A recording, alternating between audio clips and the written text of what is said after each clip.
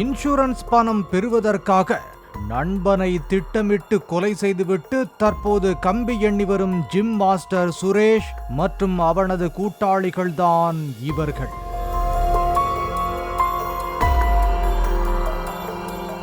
வேலைக்கு செல்வதாக கூறி வெளியே சென்ற தனது மகனை காணவில்லை என சென்னை எண்ணூரைச் சேர்ந்த லீலாவதி என்பவர் உயர்நீதிமன்றத்தில் ஆட்கொணர்வு மனு தாக்கல் செய்தார். மனு மீது விசாரணை நடத்த நீதிமன்றம் உத்தரவிட்டதை தொடர்ந்து விசாரணையில் இறங்கினர் எண்ணூர் போலீசார். செப்டம்பர் மாதம் 9ஆம் தேதி அயனாவரத்தைச் சேர்ந்த சுரேஷ் என்பவருடன் வேலைக்கு செல்வதாக கூறிவிட்டு டில்லி பாபு சென்றதாக போலீசாரிடம் தெரிவித்தனர் குடும்பத்தினர்.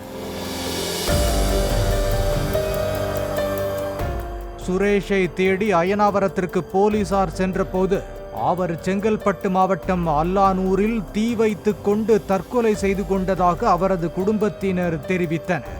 இதுகுறித்து ஒரத்தி போலீசிலும் வழக்கு பதிவாகி இருந்ததால் விசாரணை நடத்திய போலீசாருக்கு குழப்பம் அதிகரித்தது.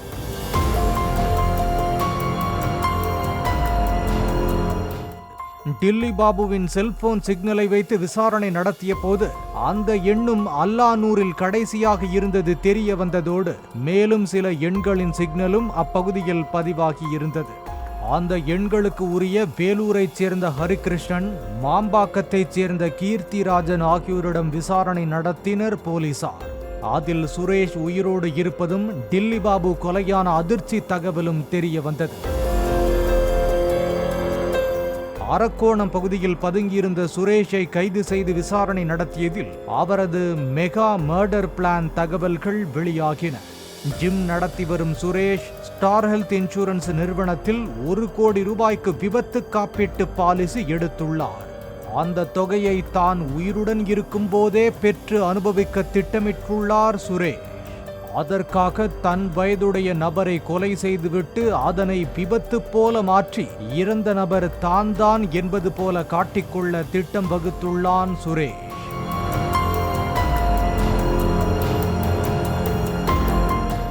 தன் வயதுடைய நபரை பல மாதங்களாக தேடிய போது கடந்த 10 ஆண்டுகளுக்கு முன்பு தங்களது வீட்டில் வாடகைக்கு குடியிருந்த டில்லி பாபுவின் நினைவு வந்துள்ளது. அவரது குடும்பத்தினர் எண்ணூருக்கு குடிமாறி சென்றதை தெரிந்து கொண்டு டில்லி பாபுவை அங்கு சென்று சந்தித்து நட்பு பாராட்டினார் சுரேஷ். சில நாட்கள் பழகிய பிறகு வெளியில் சென்று வரலாம் என டில்லி பாபுவை புதுச்சேரிக்கு அழைத்து சென்றுள்ளார் சுரேஷ். அங்கு மது அருந்தியவர்கள் கூடுதலாக மது வாங்கிக் கொண்டு அல்லானூருக்கு சென்றனர். அங்கு சுரேஷுக்கு சொந்தமான வீட்டு மனையில் கட்டப்பட்டிருந்த சிறிய குடிசைக்கு சென்றபோது சுரேஷின் நண்பர்களான ஹரிகிருஷ்ணன், கீர்த்திராஜனும் அங்கு வந்து சேர்ந்தனர். 4 பேரும் ஒன்றாகச் சேர்ந்து மது அருந்திய போது போதையில் இருந்த டில்லி பாபுவின் கழுத்தை சுரேஷ் ஏற்கனவே திட்டமிட்டவாறு நெரித்து கொன்றதாக கூறப்படுகிறது. மற்ற நண்பர்களுடன் சேர்ந்து சடலத்தோடு குடிசைக்கு பெட்ரோல் ஊற்றி எரித்துவிட்டு தலைமறைவாகினர். சம்பவம் நடைபெற்ற இடம் சுரேஷிற்கு சொந்தமானது என்பதாலும் அவரும் சில நாட்களாக காணவில்லை என்பதால் இறந்தது சுரேஷ் தான் என கருதி குடும்பத்தினரிடம் சடலம் ஒப்படைக்கப்பட்டது. அவர்களும் இறுதிச் சடங்குகள் செய்து சடலத்தை அடக்கம் செய்துள்ளனர்.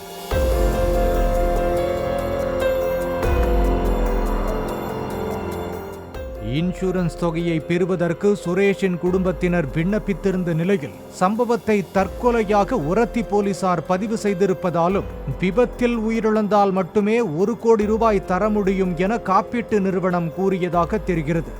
இதனால் தங்களது பங்காக ஆளுக்கு 20 லட்சம் ரூபாய் கிடைக்கும் என நினைத்த கீர்த்திராஜன் மற்றும் ஹரிகிருஷ்ணனும் தனது பங்காக 60 லட்சம் ரூபாயை எடுத்துக் கொள்ளலாம் என நினைத்த சுரேஷும் அதிர்ச்சி அடைந்திருந்த நிலையில் 3 பேரும் கைது செய்யப்பட்டனர். பாலிமர் செய்திகளுக்காக மதுராந்தகம் செய்தியாளர் சத்யசீலன்.